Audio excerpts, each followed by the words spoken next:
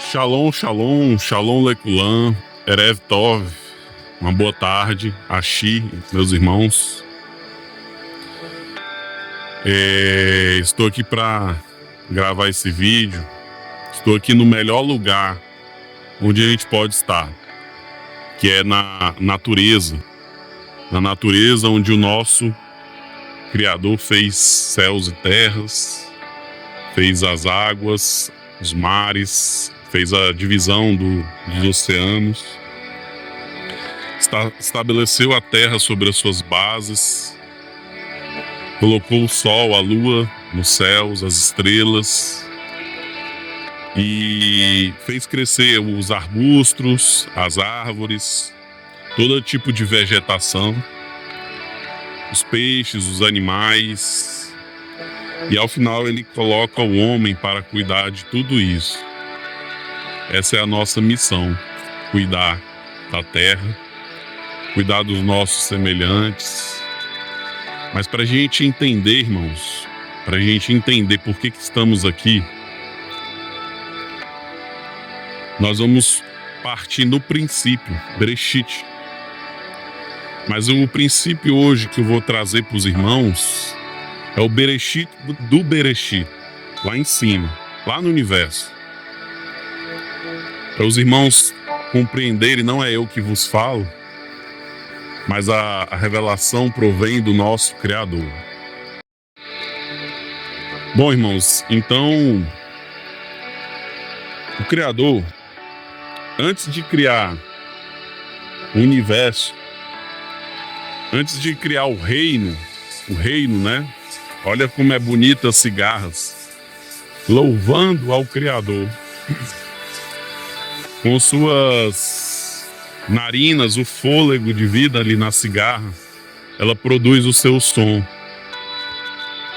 E todos os seres, todos os animais que têm fôlego de vida, louve ao seu Criador, da forma como ele criou cada animal. Então, quando começou a criação do universo, quando ele fala assim, eu e o Pai somos um, o Criador está falando que ele é casado, mas não é esse tipo de casamento ao qual nós pensamos, que há uma relação íntima entre um homem e uma mulher. Os judeus pensaram assim e fizeram a Asherá, uma mulher, um ídolo, a qual desagradou o Criador. E ele fala que Yerushalai é comparado a uma prostituta que ia atrás dos seus maridos, das suas idolatrias, das alianças com o Egito, com as alianças, né, com a Síria, né, com os gregos, né, com os persas. E aí eles não buscavam a face do Criador. Eles aceitavam aquela situação. Veio sobre eles o opróbrio, veio o domínio, veio a escassez, veio as guerras. E mesmo assim, eles não procuravam aplacar a ira, a face do Criador. E aí veio o profeta Daniel, se arrependendo, intercedendo pelos pecados dos seus pais, dos antepassados. E ele encarecidamente pede para o Criador olhar, voltar a sua face para Yerushalai, para o seu Monte Santo, para o templo a qual estava destruído. E aí Daniel está mortificando a sua alma, mortificando a sua carne.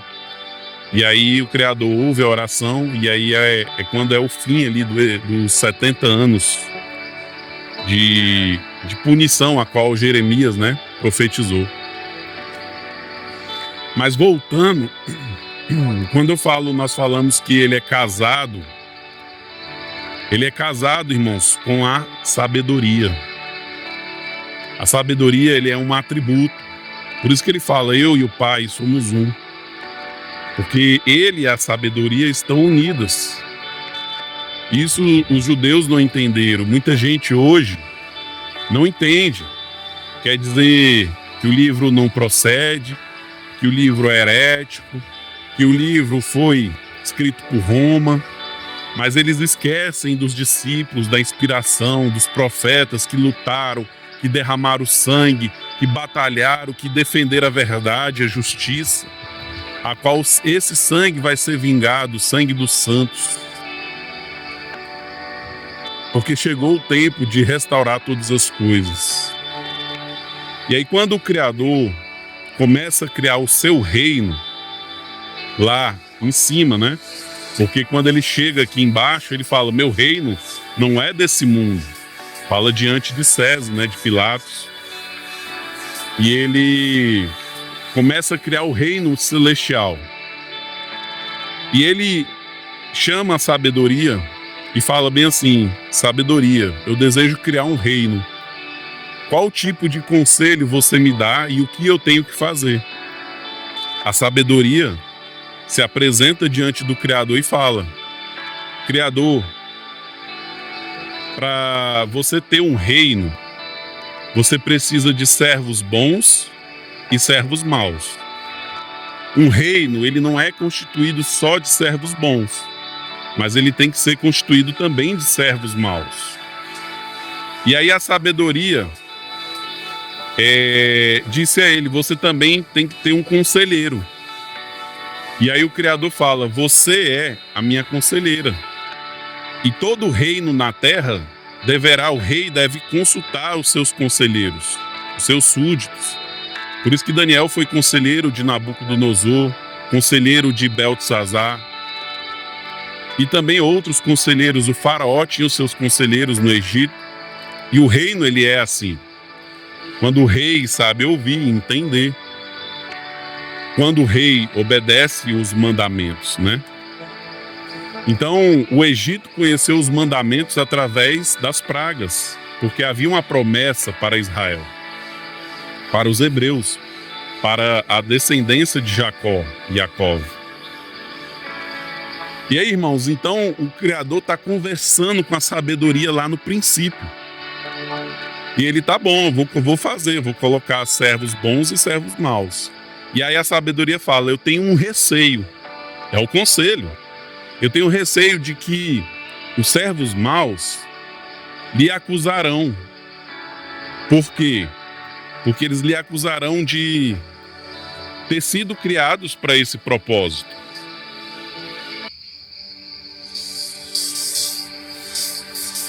Então, irmãos, voltando aqui, eu vou fazer um corte aqui fiz um corte no vídeo, que entrou um anúncio.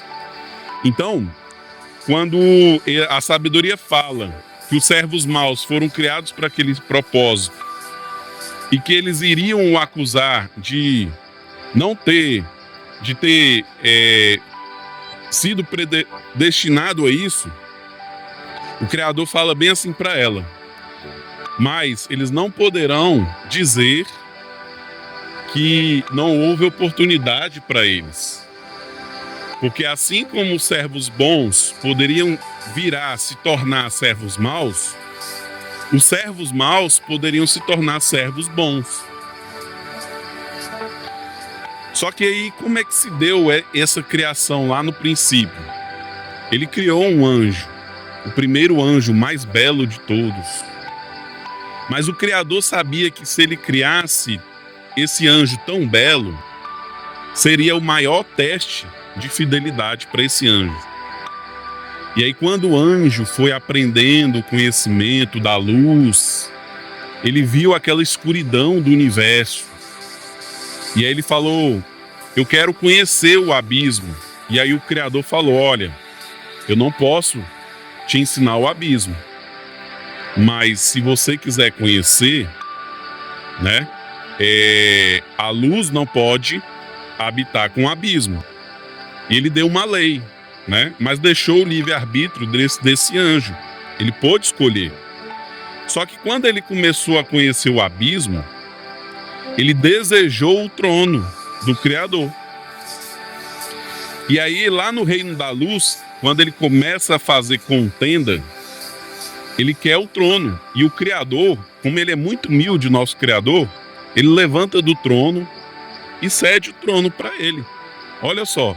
O Todo-Poderoso, irmãos, cedeu o trono para esse anjo esbelto, mas esse anjo que estava cheio do orgulho, cheio da prepotência e da arrogância, se achava o melhor. E aí o Criador cedeu. Só que aí os servos bons não concordaram, porque eles sentiam que aquele Criador era justo nas suas ações, era humilde, era amoroso, julgava com justiça todos do reino.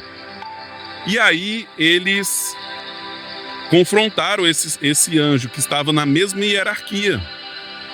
E aí a palavra diz lá em Apocalipse, né? Apocalipse 12. Houve peleja nos céus. Micael e seus anjos pelejaram contra o dragão, contra o inimigo. E o inimigo foi tirado à terra. E ele fala bem assim: ai terra, porque o inimigo desceu a voz com grande fúria, tentando tragar a todos, a tudo e a todos.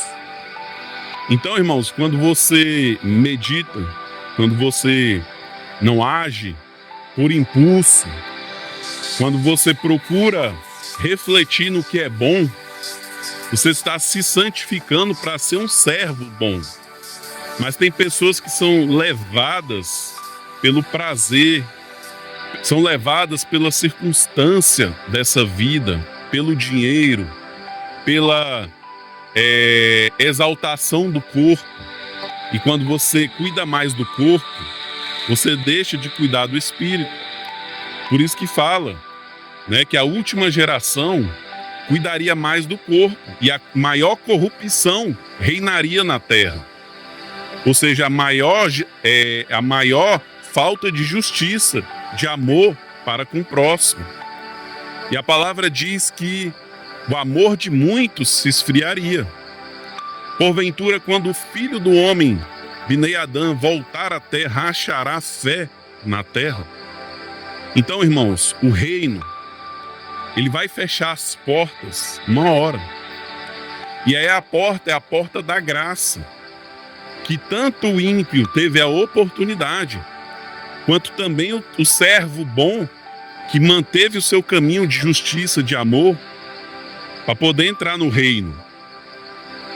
E se o ímpio, mesmo que fechasse a porta, ele conseguisse entrar e participar do reino, não seria injusto com aqueles que mantiveram seus caminhos na fidelidade e na justiça? Que diria, pois, o rei daquele reino, o juiz, iria dar a eles, mesmo não tendo a conduta, mesmo não tendo exercido aquela conduta esperada?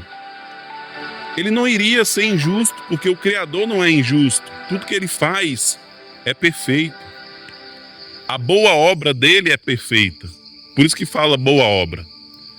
Então eu queria deixar essa mensagem de reflexão para vocês, meus irmãos. Muito tempo, às vezes, eu fico ausente por conta do trabalho, mas eu estou sempre lembrando, orando por cada um de vocês.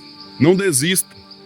Mesmo que você tenha que perder a sua vida em favor desse reino, você vai entrar e vai ceiar com o rei. Você vai sentar na mesa do rei. O rei vai te convidar. Porque em vez de você se exaltar, você chegou na festa e sentou lá atrás em sinal de humildade. E o rei, o dono da festa, te convidou para mais para frente. O próprio mestre nos ensinou isso. Educação, humildade, ceder, não se vangloriar. Falou: quando você chegar numa festa, sente atrás, para que você não sente na frente e o dono da festa fale: olha, esse assento está ocupado, e você tem que ir para trás envergonhado. Mas sente atrás, porque ele vai te ver, vai lembrar de você e vai te convidar para vir à frente. E aí você vai ter a honra diante dos homens. Tudo começa pela humildade, pelos princípios, pelo testemunho de vida. Então procure se esforçar. Eu deixo essa mensagem de motivação. Não sei o que você está passando neste momento, mas eu digo para você: começa a obedecer. Começa a andar na justiça, na lei, e tudo vai mudar. Não é fácil? Não é. Mas quem disse que iria ser fácil? No mundo tereis aflições, mas tem de bom ânimo. Então começa a trabalhar o teu espírito, começa a rejeitar o mal, escolher o que é certo, para você reagir e sair da situação a qual você esteja. Porque o Criador não nos fez para o sofrimento, mas Ele nos fez com livre-arbítrio.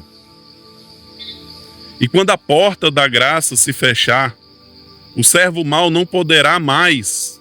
É igual no dilúvio, vão bater na porta e a porta não irá se abrir. E haverá choro e ranger de dentes. Então não ceda a sua glória, não ceda a sua bênção a outrem. Porque existe tantos querendo nos tirar da paciência, querendo nos estressar, querendo causar discórdia a muitos. Então não ceda a outrem a sua oportunidade de entrada no reino. Cada um recebeu um convite. Muitos vão queimar o convite, vão jogar fora. Mas aquele sábio irá guardar e zelar pelo convite. Porque ele anseia comer as vinhas, as uvas na vinha. Ele anseia comer os frutos da mesa do rei. E o rei é bondoso e divide com todos, e nenhum fica sem. Então essa é a promessa. Guarde a promessa. Shalom, Lekulam, paz seja convosco. Tenha um excelente final de semana. Shabbat Shalom. Sábado de paz, de amor, de justiça, de graça. Continue lendo a palavra. Não dê ouvido a muitos ensinamentos que tem aí na internet, dizendo que, isso já aconteceu, isso é herético. Não. O Criador está dentro de você para quando você perguntar, isso procede? Ele vai te dizer. Talvez a resposta não venha na hora, mas acontecendo alguma situação, mas você lendo algum outro texto, você vai entender a palavra. E se você guardar e entender a palavra, será sinal de um homem prudente, a qual edificou a sua casa sobre a rocha. Veio a tempestade, deu contra ela e ela permaneceu de pé. Mas não seja um homem sensato, um homem que é imprudente, que construiu a sua casa sobre a areia. Veio a chuva, a tempestade, deu contra aquela casa e grande foi a sua ruína. Não seja insensato a esse ponto. Guarde o que tu tens para que ninguém tome a tua coroa. Shalom, Ahavá Ashi, meus irmãos. Erev Tov, uma boa tarde a todos. Shabbat Shalom Lekulam. Hakadosh Baruhu Eloai, Azevaot Kevudu Memale Koet Aha Haaretz. Bendito é o El Shaddai dos exércitos, e a sua glória enche toda a terra. Toda Lael Eloai Agadol, ele é grande e poderoso. Mimeler Rugibó, ele é forte, o meu rei é forte. E o seu rei